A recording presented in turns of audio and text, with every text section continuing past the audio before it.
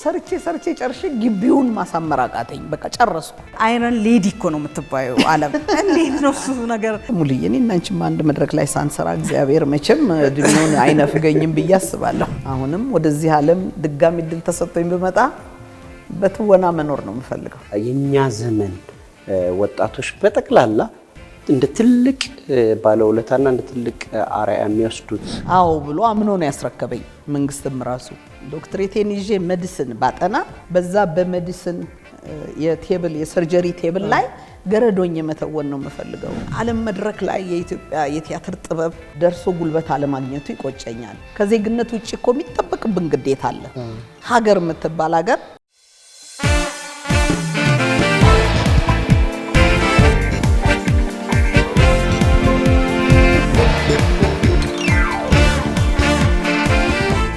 የዚያራ ሰዓታችን ላይ ነን ዛሬ የምንዘየረው ደራሲዋን ዳይሬክተሯን ገጣሚዋን ባለቀኔዋን ስንቱን ዘረዝረዋለሁ ዓለም ፀሐይ ወዳጆ ጋር ነው የዓለም ፀሐይን ግጥሞች ሰምቶ ያልተዝናና ሰው የለም በታላላቅ ሙዚቀኞች ተዘፍኗል መዝሙሯም እንደዚሁ በቲያትር ደግሞ እኛ የምናውቃት ሞዴላችን ነች ዳይሬክተራችን ነች ደራሲያችን ነች አሁን እዚህ ያለነው የእቴጌ ጣይቱ የባህልና ትምህርት ማዕከል ውስጥ ነው ያለነው ትላንትና ማሚ ሁለተኛ ዓመቷን አክብራለች በጣም እዚህ ኢትዮጵያ ውስጥ ነው እሱ ጣይቱ ትምህርትና ስነ ጥበብ ባህል ማዕከል ላለፉት 25 ዓመታት በሰሜን አሜሪካ በአውሮፓ በአውስትራሊያ በተለያዩ ዓለም ሀገራት የኢትዮጵያ ባህል ታሪክን ሲያስተዋውቅ የኖረ ማዕከል ነው ዓለምዬ ደግሞ ትውስታዋን ታሪኳን ከዚህ ሀገር ስትሄድ የነበራትን ነገር ሁሉ መልሳ ኢትዮጵያን በጥበብ ልትገልጽ ይሄንን ማዕከል ተረክባ አድሳ እንዲውብ አድርገዋለች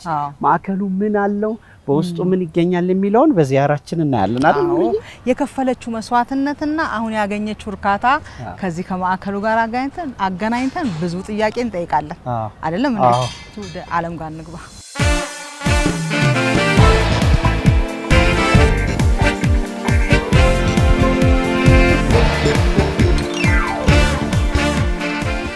እንዴናችሁ እንኳን ደህና መጣችሁ ወደ ጣይቱ ማዕከል እንኳን አብሮ ደስ አለ የእናንተም ነው የሁላችንም ነው ማህበሪ እንዴናችሁ ደስ ያቤት ነው እንደዚህ ያ ቤት ነው ይሁንሽ ሙላለምዬ እንዴናችሁ ንግቡ እስቲ ሁለቱም ማከብራችሁና ወዳችሁ ሰዎች እንኳን በደህና ወደ ጣይቱ ባህልና ትምህርት ማዕከል መጣችሁልኝ እንዴት ነው እጅግ በጣም ደስ ይላል በየቴሌቪዥኑ መስኮት አያችኋለሁ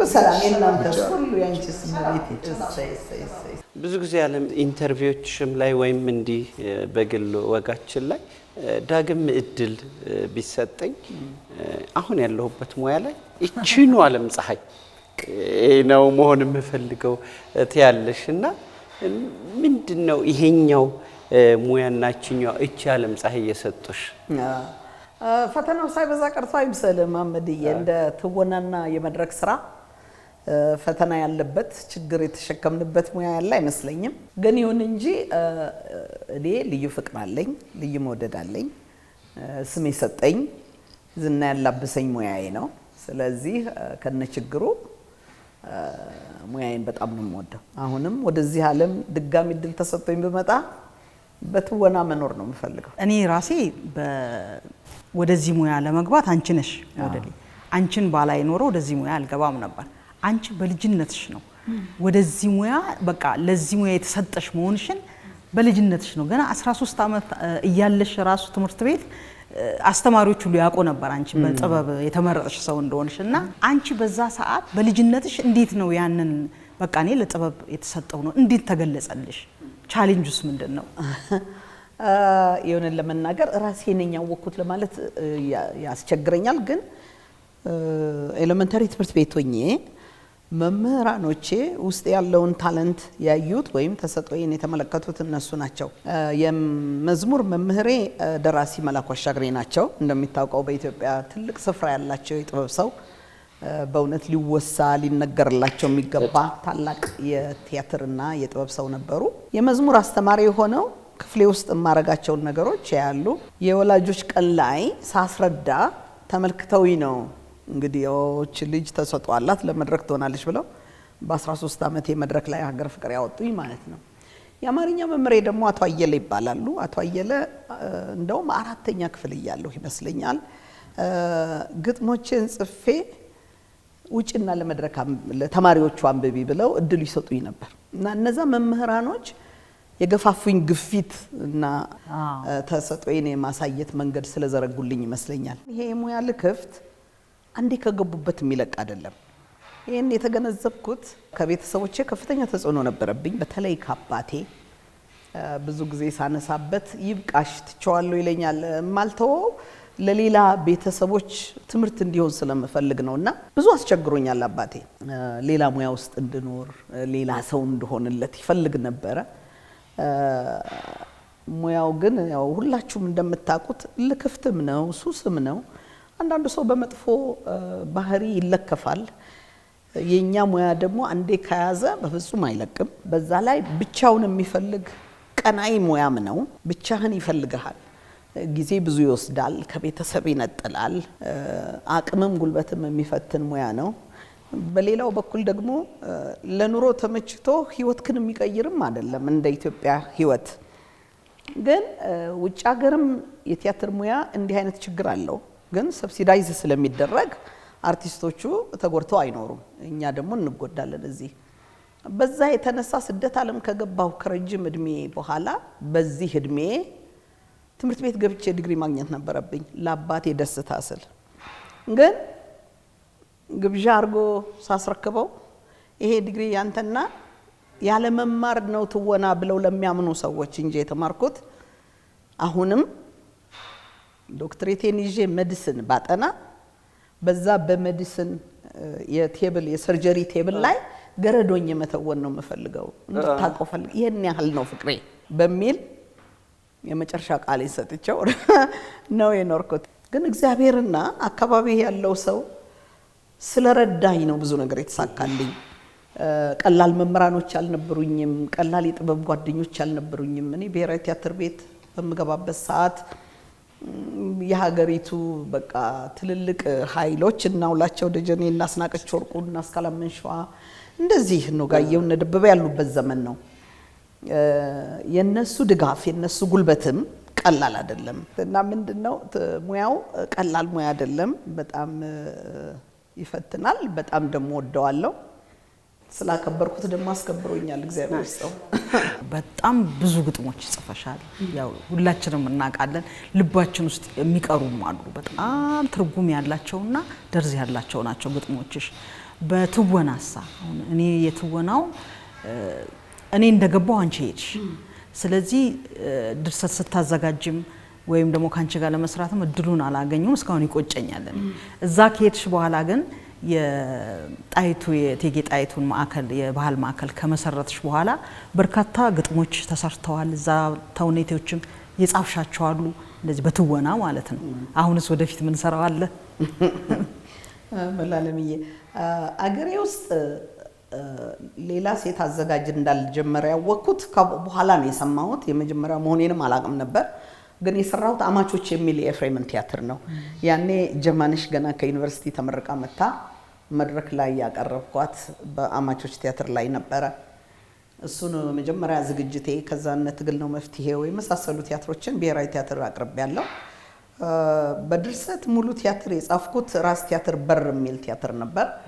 እሱም እንደዛው የሴት ጸሐፊ ያኔ አልነበረም የቀረበ ቲያትር ነው። እነ ደበሽ የተሳተፉበት ማለት ነው።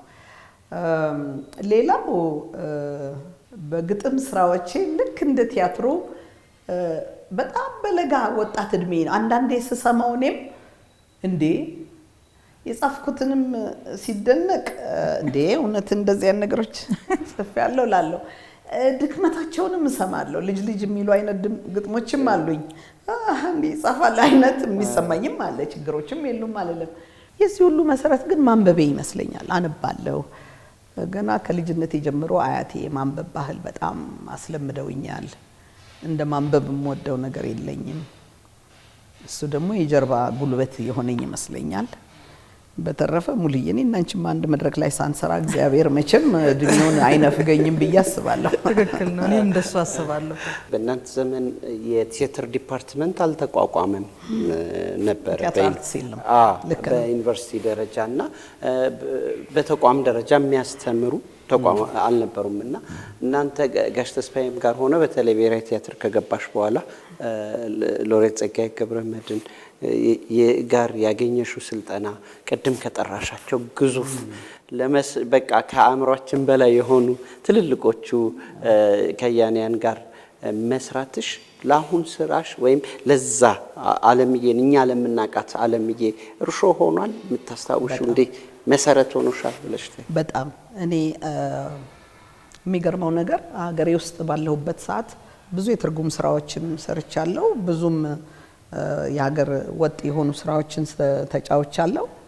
አሁን አንተ እንደጠቀስከው በሀገሬ ውስጥ የነበሩ አሉ የሚባሉ ጉልበታም ጸሐፊያን ከጋሽ ጸጋዬ ጀምሮ አዘጋጆችም ተስፋዬ ገሰሰ፣ ስብሐት ተሰማ፣ ጋሽ ሃይማኖት፣ ጋሽ አባተ እነዚህን የመሳሰሉ ሰዎች ጋር መስራት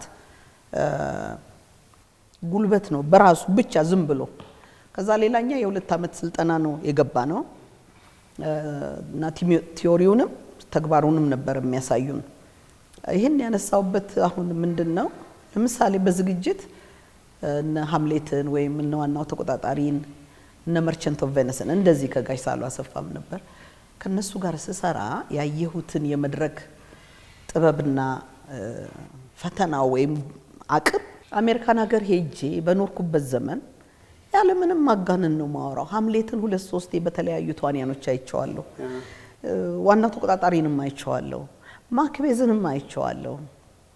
ኢትዮጵያ በጣም በሚደንቅ ሁኔታ ባላነሰ እንደውም በበለጠ መልኩ ያቀረበቻቸው ፕሮዳክሽኖች ነበሩ። እውነቴን ነውና ወይ ጉድ እላለሁ፣ ገረማለሁ። ሌላው ሼክስፒርን ያህል ነገር ያን ያህል በጎለበተ አማርኛ ጋሽ ጸጋዬም ሆነ መስፍን ነው ደግሞ መርቸንት ኦፍ ቬነስን የተረጎመው እንደዛ ቀርቦ አይቸው መጣፈጡን ጉልበቱን ሳየው ዓለም ጋር ዓለም የሄዱ ዜናው ይቆጨኛል። ዓለም መድረክ ላይ የኢትዮጵያ የቲያትር ጥበብ ደርሶ ጉልበት አለማግኘቱ ይቆጨኛል። ምክንያቱም እኔ የተዋንያን ማህበር በመራበት ዘመን ዓለም አቀፍ የቲያትር ማህበራት ሜምበርም አድርጌዋለሁ። ማህበሩን እንድንሳተፍም ነበር። ኢንተርናሽናል ቲያትር ኢንስቲትዩት ነበር፣ ፌዴሬሽን ኦፍ ኢንተርናሽናል አክተርስ አባል ነበርን። እነዛ የውጭ ኃይሎች በምንም መልኩ ይሁን በኢትዮጵያ ውስጥ ያለውን እንቅስቃሴና የጥበብም ኃይል የሚያገኙበት መንገድ ነበር። ዛሬ እነዛን አላይም እና መጠንከር አለበት። በሙያ ማህበሩ ራሱ መሰራት ያሉባቸው ስራዎች መጠናከር እንዴት እንደሚገባቸው ስለሚገባኝ ብዙ ስራዎች ተሰርተዋል። ኢትዮጵያ ውስጥ ብዙ ውብ የሆኑ ተዋንያኖች ወጥተዋል። ጉልበታሞች፣ ጥሩ ጎበዞች፣ ብዙ ጸሐፊያን፣ ብዙ አዘጋጆች እና የኢትዮጵያ የቲያትር ጥበብ በእውነት የሚናቅ ደረጃ ላይ ያለ አይደለም ለማለት ፈልጌ ነው። እና ትክክል ነህ። በጣም ለማስተማር ያበቃል። ዓለም ተውኔት በምትጽፊበት ጊዜ አሁን ብዙ ጊዜ የሼክስፒርን ስንሰራ ካራክተሮቹ መልእክቱ ኢንተርናሽናል ነው እስካሁንም ድረስ። አሁን እኔ እግዚአብሔር ይመስገን እድሉን አግኝቼ እኮ ዓለም ፀሐይ ወዳጆ የሰራችውን ፖርሺያን ሰርቻታለሁ ለትንሽ ጊዜም ቢሆን እና ሃምሌትንም ሰራሽ ነበር? አዎ ሃምሌትንም ሰርቻለሁ። 2 ዓመት ሰርቻለሁ። ያኛው ነው የፈተነኝ። ምክንያቱም ወንድ ሆና የምትሰራበት ፓርት አለና ስለዚህ በጣም ልጅ ነኝ የዛ ሰዓት እነ ጋሽ ሳህሉ መጠየቅ ፈራለሁ። ግን ቀስ ብዬ ደቤን ዓለም የሰራችው ካሴቱ ካለ ድምጹ የገጠሩ የዚህ ወንድ ሆና የምትሰራበት እኔ እሷን ካልሰም ከየት ላምጣው? እሺ እንዳታስመስያት አለኝ። ማስመሰል አይደለም እንደው እንዴት ሰራችው ወንድ ሆና እሱ እና ለኔ ትልቅ ትምህርት ያገኘውበት ነው። ከዛ በኋላም የተለያዩ ካራክተሮች ስጫወት እንደዛ አይነት ካራክተሮች ያ ነው የሚመጣብኝ ቀጥታና ለዛ መሰግንሻለሁ። መቼም ለማት ነገር ነው ማመሰግንሽ። ተውኔት ስትጽፊ እንደዛ እንዴት ነው አሁን ታሪኩ ላይ ወይ ካራክተሩ ላይ ተተኩሪያለሽ ወይስ ወደ ህብረተሰቡ የሚደርሰው ፋይዳው ላይ ነው መታተኩሪው? እኔና አንቺ ግን እንዲህ ለጥያቄና መልስ ጎን ለጎን መቀመጣችንን እንዴት ሆነ ብለሽ ታቲ ለምን ጀመርሽ? ይህ እንዴት ይሆናል አለች ይባላል አይደለም? እኔማ የተጠራቀመ ጥያቄ ማለት ነው።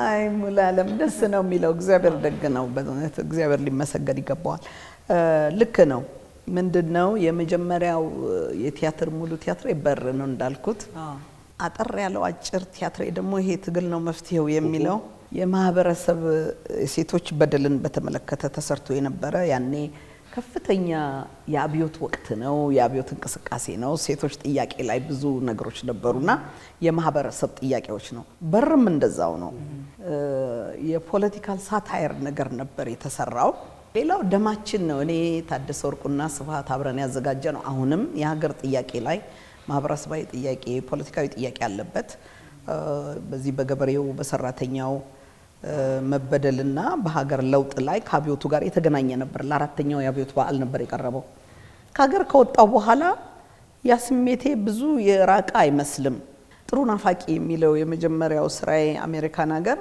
በጣም በህብረተሰብ ውስጥ ተወዳጅና ተደናቂ ነበረ ምክንያቱም እንዳልኩት አንድ በኢትዮጵያ ውስጥ ብዙ ጥሩ ናፋቂዎች አሉ ጥሩ ነገር ሀገራቸው ላይ እንዲመጣ ጥሩ ነገር ወገኖቻቸው ላይ እንዲሆን የሚመኙ በዛው መጠን ይሄን የሚወዱ መስለው ግን የሚነግዱ ደግሞ አሉ በእነሱ የሚያተርፉ አሉ ያንን ሁኔታዎች የሚያፋጭና የሚያሳይ ነገር ነበር በሴቶች ባህሪ መጠንከር ላይ ስለማምን ደግሞ የሴቶች ባህሪያትን ማጎልበት ላይ በጣም አስተውላለሁ እና ጽሁፎቼ የብሶት ገላጭነት የሚበዛባቸው ይመስለኛል እንደውም አንዳንዴ ወደ ብሶት ብዙም ያደላ ይመስለኛል የሙዚቃ ግጥሞችን በጣም ብዙ ነው የሰራሽው በጣም እኛ የሆነ ጊዜ ሞክረን ነበር ያኔ ለንመዘግብና ከበደን 400 ምናምን በላይ ሄዱና ከዛ ደግሞ አንቺንም በደንብ ማግኘት ከባድ ስለነበረ አቃተንና በዛ ሁሉ ስራዎች ውስጥ እኛ ዓለምዬን ስናስብ እናስባቸው ሙዚቃዎች አሉ ዓለምዬ ደግሞ ሙዚቃዎችን ስታስብ ምታስበው እውነት ነው በጣም ያስቸግራል ከባድ ነው ምክንያቱም አሁን በስተመጨረሻ ላይ የነ ጥላሁንን ኢትዮጵያን ሳዳምጥና የነ ማህሙድን ሰላምን ሳዳምጥ እኔ አሁን በሙሉ ቀን ውስጥ ያሉት የፍቅር ዘፈኖችን ሳዳምጥ ሁነን ለመናገር መምረጡ ይከብደኛል ግን አንድም እኮ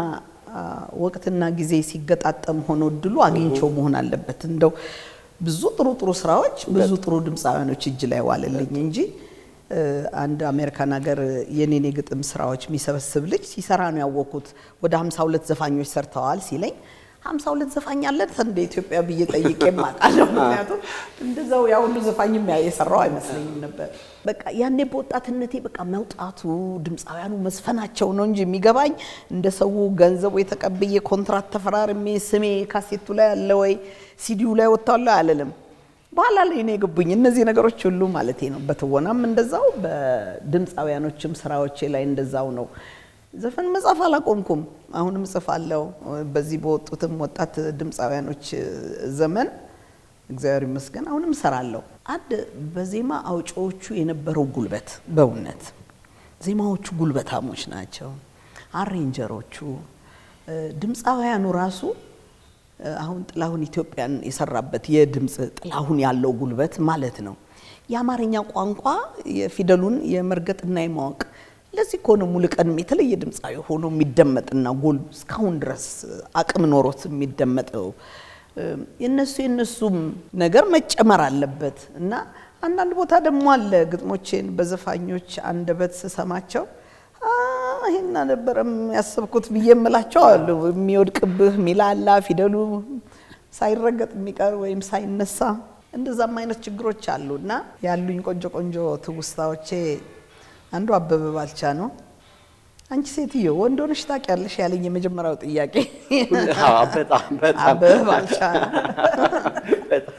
በጣም ደስ የሚሉ ነገሮች ደርሰውብኛል በእውቀቱ ስዩም መጀመሪያ አሜሪካ መጥቶ ገጣሚነቱን ልጠይቀው ስጓጓ ቆይ መጀመሪያ እኔ ነኝ መጠየቅ የምፈልገው አሁን እንደ ወንድ ሆነሽ ወይዳዬ ያልሹ ስሜታችንን ከየት አውቀሽ ያለኝም አለ ሴት መሆን እስካዳመጥክ እስካነበብ ሙልያ አሁን ስለ ወንድ አይገባሽ ብዙ አይው ቆታዲያ ገጣሚ ሆን ብዙ ጽፏል እንደሱ ይመስለኛል እውነት ነው ወደ ተዋናዎች ማህበር ለመልሰሽ አለምዬ ለ14 ዓመት በሊቀመንበርነት አገልግለሻል።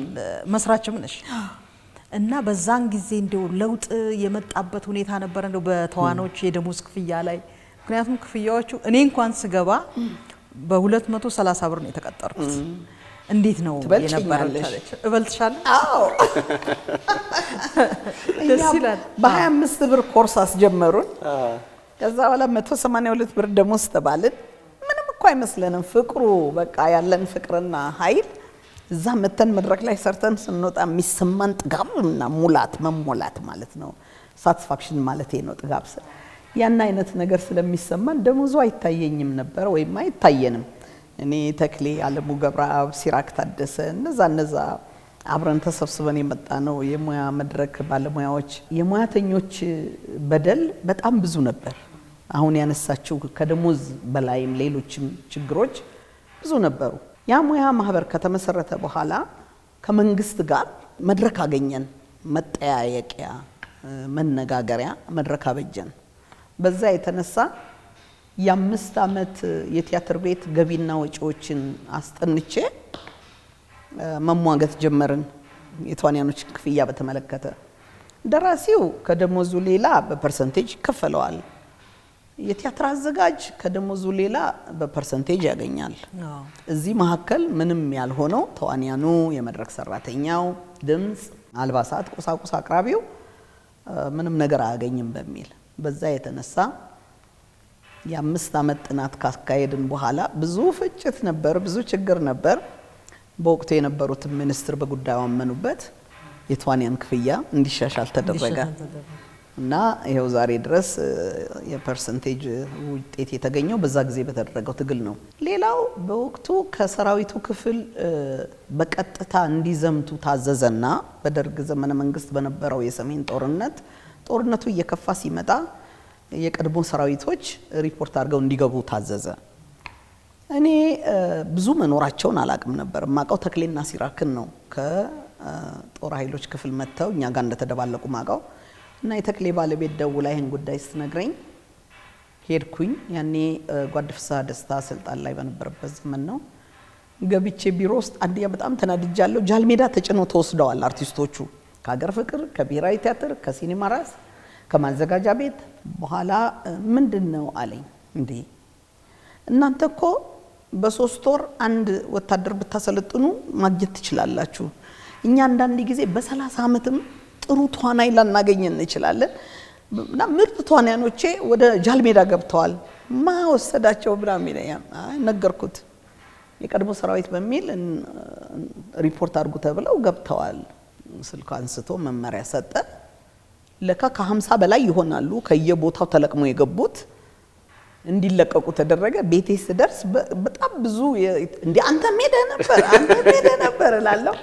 ሀገር ፍቅር ነጋሽ ከበደ ምናምን ሰራዊት መሆነ የሰራዊት ክፍል አባል መሆናቸውን ማላቅ በሙሉ ታዘዘ። ሁለተኛ የኪነ ጥበብ ሰው እንዳትነኩ ተባለ። በዛ ምክንያት ተለቀቁ። ይሄ ማህበሩ ስለነበረ መድረክ ስለነበረን ነው። ይሄንና መሰል ነገሮች በዚህ በውጪ ጉዞ በትወና ስልጠና፣ ሌላው የህፃናት ቲያትርን ሀገር ውስጥ በማስጀመር ህፃናት ቲያትር እንዴ ደግሞ ህፃን ምን ቲያትር ያስፈልገዋል የሚባልበት የፌዝ ዘመን ነበር። ዛሬ ህፃናት ቲያትር አድጎ በተለይ አዲስ አዳራሽ ተመርቆ ሳይ እንዴት ደስ አለኝ። ምክንያቱም እኔ ነበርኩ ይሄንን ጨቅጭቄ ያስጀመርኩትና እነሱ ሁሉ የግብረ ኃይል መቋቋሙ፣ የሙያ ማህበር መጠናከሩ፣ ሙያተኛው ደግሞ እኔ እንደ ሙያ እንደ ባለሙያ እንደ ኪነ ጥበብ ባለሙያ ከዜግነት ውጪ እኮ የሚጠበቅብን ግዴታ አለ። ሀገር የምትባል ሀገር የመጠበቅ የማስከበር የማሳደግ የባለሙያ ግዴታ አለ። ሁሉ ጊዜ ይሄን መገንዘብ ያስፈልጋል እና ለዛ ደግሞ ትንሽ እንቅልፍ ማጣትን ትንሽ መሸከምን ይጠይቃል። ያንን ጊዜ አሳለፍኩበት። በእቴጌ ጣይቱ የጥበብ ማዕከል አሜሪካን ሀገር ሄደሽ በዛ ቻሌንጅ ውስጥ ያንን ሁሉ ስራ ሰርተሻል። ህልምሽና ደግሞ እዚህ መተሽ ደግሞ ሐውልቷንና በእሷ ስም እንዲህ ያለ ማዕከል ለማቋቋም ነበረና ይሄው ህልምሽ እውን ሆኖ ምንድነው ከእቴጌ ጣይቱ በጣም የሚማርከሽ ከሷ ባህሪ ምንድነው እንደዚህ ውስጥሽ የገባችሁ ለማለት? እኔ ብሔራዊ ቲያትር ቤት ውስጥ በምሰራበት ሰዓት የአሜሪካን ኤምባሲ የህዝብ ግንኙነት ክፍል ኃላፊ የነበረ ሚስተር ጆን በርንስ ይባላል። እሱ አንድ መጽሐፍ አመጣ ኩዊን ጣይቱ እንደ ምኒልክ የሚል ክሪስ ፕራውቲ የምትባል ሰው የጻፈችው ነው። ጠረጴዛዬ ላይ ያስቀመጠና እኔ ይሄንን ጣይቱን ስትሰሪ ማየት ፈልጋለሁ ስቴጅ ላይ ብሎኝ ሄደ። ጣይቱ የምኒልክ ሚስትነታቸውን ነው ማቀው። ከዛ የገፋ ብዙም ነገር ያን የምናቀው ነገር የለም። ያንን መጽሐፍ ሳነብ ግን ለመጀመሪያ ጊዜ ነው የተዋወቅኩት ከንግስቲቱ ጋር። እንዳልሽው እኔ አንቺ እያልኩ ስለማወራ ሰው እንትን ይመስለዋል። እኔ ከፍቅሬ ነው አንቺም እንዳልሽው እና እጅግ ብዙ የማናቀው በሀገርና በወገን የተሰሩ ትልልቅ ስራዎች አሉ በእቴጌ ጣይቱና በባለቤታቸው በአጼ ምኒልክ። በዛ መጽሐፍ መነሻነት ፍቅር ካደረብኝ በኋላ ውጫሌ 17 የሚል ቲያትር ተጽፎ ብሔራዊ ቲያትር ልናዘጋጅ ብለን በኃይሉ ነበር የሚያዘጋጀው ይመስለኛል በወቅቱ። ሳልሰራው ነው ከሀገር የወጣሁት እና መጽሐፉንና ፍቅሩን እንደተሸከምኩ ስደት ገባሁ። ስደት ስገባ ማዕከሉን ለመመስረት ስነሳ በፊት ማህበር ነው የፈለኩት። ሙያ ማህበር አቋቋምኩ አሜሪካን ሀገር የኢትዮጵያ ኪነ ጥበብ ባለሙያዎች ማህበር የሚል 3 አመት ያህል ሞከርኩ። ብዙ አስቸጋሪ ነበር። ከዛ ይሄንን ነን ፕሮፊት በማለት ከትርፍ ነፃ የሆነ ድርጅት በፈረንጆቹ 2000 ዓመተ ምህረት 25 አመት ሆነው አሁን አቋቋምኩኝ እና እቴጌ ጣይቱ ብዙ አርአያነት ያለው ባህሪ ያላቸው አንድ በሀገር አመራር በኢትዮጵያነት በራሱ በፍቅር ላይ የተመሰረተው ኢትዮጵያን ከጠላት በመጠበቅ ባላቸው ቆራጥነት እንደ ወታደር እንደ እናት ሰራዊቱንም አርበኛውንም በማጀገንም የሰላም ጊዜ ደግሞ አዲስ አበባን አሁን ማዕከላዊ አስተዳደርን የመመስረት ሐሳብ ጽንሰ ሐሳቡ ራሱ ባልነበረበት ሰዓት ህዝቡ አንዴ ወረይሉ አንዴ አንኮበር አንዴ እንደዚህ እየሄደ ከመንግስትን እየተከተለ የሚንከራተተውን መንግስት ነው ወደ አንድ ሴንትራል ገቨርንመንት አምጥቶ እዚህ መሆን አለብን ህዝቡ ወደኛ እንዲመጣ የማለትን ከዚህ ሌላ ደግሞ በትምህርት ረገድ ያላቸው አስተሳሰብ በዚህ በወጣቶችን አውጥቶ ከተለያዩ የኢትዮጵያ ክፍሎች አምጥቶ በማሳደግ በማስተማር ያላቸው አቋም በሀገር አመራር ላይ ያላቸው ቆራጥነትና ብስለት ደግሞ እና በአመራር ደረጃና ጥበባቸው በጣም ምኮራውና ማደንቃቸው ንግስት ናቸው። በዛ የተነሳ ነው እንግዲህ በሳቸው ሰይሜ እግዚአብሔር ደግ ነው እንዳልሽው ሐውልቱን ለማቆም ነበር ሀገሬ መጀመሪያ ስገባ። ያ ሁኔታ አልተሳካም። እንግዲያው የባህልና የትምህርት ማዕከል እናድርጋለን። ይሄ በጣም ወድቆ የነበረ ደካማ ቤት ነው። ያው እንዳልሽው ካያችሁት በኋላም ታዩታላችሁ። ከዛ በኋላ መንግስትም ቢሆን አካውንቴ ውስጥ ዓለም ፀሐይ ብር አላት ብሎ አይደለም አምኖ የሰጠኝ ፓሽኔን ፍቅሬን ደግሞ ከዚህ በፊት በነበረው የተግባሬ ውጤት አዎ ብሎ አምኖ ነው ያስረከበኝ መንግስትም ራሱ። እሱም ሌላ ነገር ነው። ከዛ በኋላ ደግሞ ብዙ ባለሙያዎች የመጀመሪያው አርኪቴክቱ ነው ፋሲል አላመነም። እውነት እሱም ቤት ሰጥቶሽ ሊሰራ ነው ማዕከል ሊሆን ነው አለኝ። አዎ እንግዲያው በነፃ ሰራልሻለሁ ብሎ በነፃ ነው የመጣው አርኪቴክት ፋሲል። ኮንትራክተሩ ተስፋዬ አዴሎ ይባላል። ከብዙ ተጫራች ኮንትራክተሮች ውስጥ ካሸነፍኩ ካላሸነፍኩ ለዓለም ፀሐይ በነፃ ሰራለሁ ብሎ ነው እሱም የመጣው እና ህዝቡ አብሮኝ የተሳተፈው የኔ ብቻ ውጤት ሳይሆን ከዛ ደግሞ የቦርድ አባላቱ በአሜሪካም ያሉት በኢትዮጵያም ያሉት ቦርድ አባሎቼ እንደኔው ተሰቃይተው በዚህ ፍቅር እንደኔው ተንከራተው እንደኔው እንቅልፍ እያጡ አብሮኝ እየለመኑ ህዝቡ ደግሞ ከኪሱ ገንዘቡን ሳይቆጥብ ቤተሰቦቼ ራሳቸው እሷ ይሄን ያህል መስዋዕትነት መክፈል ከቻለች እኛ ደግሞ በገንዘብ መርዳት አለብን በሚል ቤተሰቦቼ ራሳቸው ከ4.5 ሚሊዮን ብር በላይ እዚህ ላይ አፈሰዋል።